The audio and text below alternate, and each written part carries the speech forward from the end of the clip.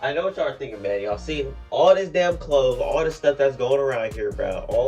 All this dirtiness that's behind me. Don't pay any attention to that. The one thing we're gonna be paying attention to is the goddamn Los Angeles Lakers, man. And all the stuff that's been happening from the time that I wasn't uploading, and all the stuff that has happened in the NBA world. I can finally sit here and talk about it because I've been busy as hell this whole entire weekend, and I finally have time to actually sit down and make a damn video. Y'all all saw what's been happening to the Lakers, man. They went 0-6 in the preseason, 0-2 in the regular season to start off. They lost to the Suns. They lost to the Warriors. It's not looking too good for them. Y'all saw. You got AD and Dwight Howard going at it. You got Rondo getting a fan ejected for pointing finger guns, and then you got fucking Russell Westbrook complaining to refs. You got LeBron and Cameron Payne going at it. This was all happening in one singular game, and Russell Westbrook hasn't been playing well.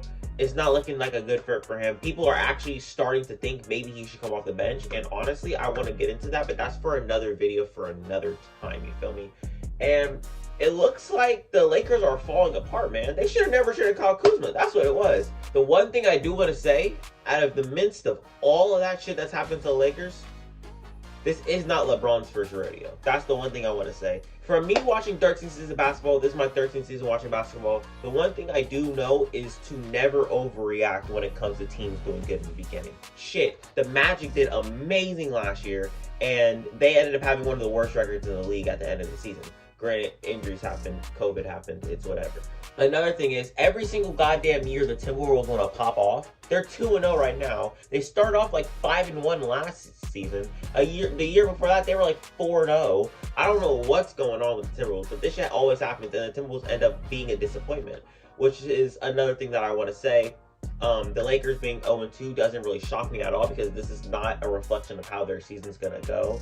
Obviously, they do have some chemistry issues right now, and they're letting off some steam and they're letting off some anger. Same thing with Rondo, with Russell Westbrook complaining to refs, and Russell Westbrook not having a good game. And then we got AD and Dwight Howard getting into it. Not to mention Dwight Howard getting left off of the NBA 75. That really does have me hot.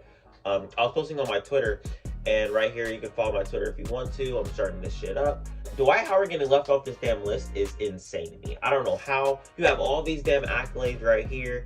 You know, leading his team to the championship, beating out LeBron in an Eastern Conference championship game. I guess it all means nothing. I guess Billy Cunningham is better than Dwight Howard. I guess fucking Paul Greer is better than Dwight Howard. I genuinely don't know how Damian Lillard made a top 75 list over Dwight Howard, who has so many more accolades than him. He actually has a championship. He beat Damian Lillard to get that championship, which is confusing to me. The Celtics, again, we're 0-2. I'm not gonna lie, our team does not look good right now. But back in 2018, we started off 0-2, and we ended up going on a 16-game winning streak. It's just how it happens. You can never overreact when it comes to basketball. You can never overreact when it comes to basketball in the beginning of the season because you never know how the season's going to pan out. That, once again, goes to what I'm saying with the NBA season is a marathon, not a sprint, and I definitely do feel like the Lakers are going to be completely fine once the All-Star game hits, once the season's over, possibly. It would make sense for people to overreact because it's the only thing they can go off of. They can only go off of what they've seen in the preseason. They can only go off of what they've seen in the regular season. Only 2 games into the regular season for the Lakers. And that's the only thing they can go off of. So obviously they're going to decide to jump the gun and be like, hey, the Lakers are fucking trash, you know what I'm saying? The Nets in fucking 4, you know what I'm saying? Another thing I do want to talk about is Tyler Hero and the Miami Heat, man. They look good. I'm not going to lie. Although they just came off a loss in OT against the Indiana Pacers, Tyler Hero had 30 points that game. He had 30 and 11. He was heating up, but he just couldn't get his shots to fall. They ended up feeding him the ball in OT because he did have a hot hand. And he just couldn't hit his shots in OT. I think the Miami Heat had 5 points to Indiana's 16. And those are the games that you gotta close out, because if Tyler Hero's having a good ass game, you all need to close that shit out. Jimmy Butler did not have a good game that game. Tyler Hero has been popping off. He popped off in the preseason. I did say I wanted him to carry that shit to the regular season, and of course he's doing that. I did predict him to pop out this year. I did predict him to have a breakout year, and it's looking like that. So if he can continue playing like this at a high level off the bench, oh my God, the Miami Heat are going to be scary. Pay no minds to what that Tyler Hero's overrated video is. I personally need y'all to go watch that video to see what I meant by overrated. I don't mean that NBA fans as a whole overrates him. I mean that Miami Heat fans overrate him. And I still do believe that because they think that this nigga is like the second coming of Christ. But goddamn, if he's playing like this, fuck it. I might just say that that's a cold ass take.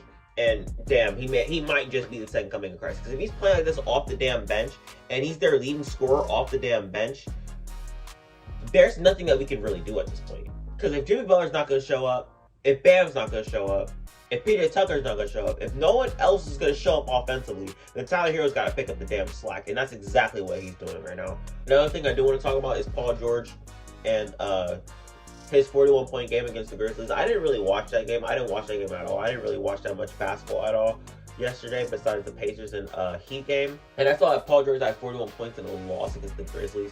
I did say that I didn't think the Grizzlies were going to do good. I'm pretty sure that everyone else thought that because I feel like everyone was so like focused on Jonas Valanciunas leaving the Grizzlies, and he's 20 times better than Steven Adams, but we completely forgot how good Steven Adams was.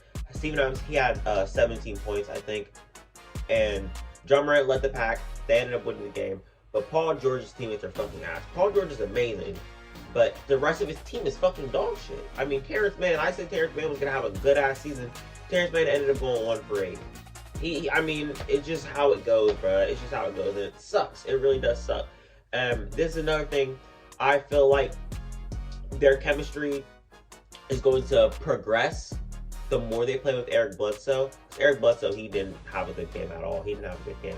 The more games that they play with Eric Bledsoe, the better the team will get, and the better their team chemistry will be, and the more they win games. But the next thing I do want to talk about, I want to get back to this NBA 75 thing, and this man Klay Thompson's pissed. Now, I'm not gonna lie, he's pissed as fuck that he's on this NBA 75 list. Me personally, I don't think he should be on the list. I think I can name 75 players all time that are better than Klay Thompson. You know what I'm saying? But Klay Thompson, if you want to be mad, go ahead and be mad. I'm going to be real with you. I'm going to stick by you because you're pissed. You ready to get out on that floor. You're ready to show them why you're a top 75 player of all time. If you think that in your mind, shit, get that in your mind, man. Can't wait to see Klay Thompson back on that floor. But that's all I got for y'all today, man. Quick ass video, quick ass update. Quick ass ramble, actually. You think Kenny get ramble? Shit. I'm rambling. I'm talking about random shit at random points, and I'm just gonna upload this video just so y'all can know my opinion on the top shit that's going on right now. That's how my channel goes, man.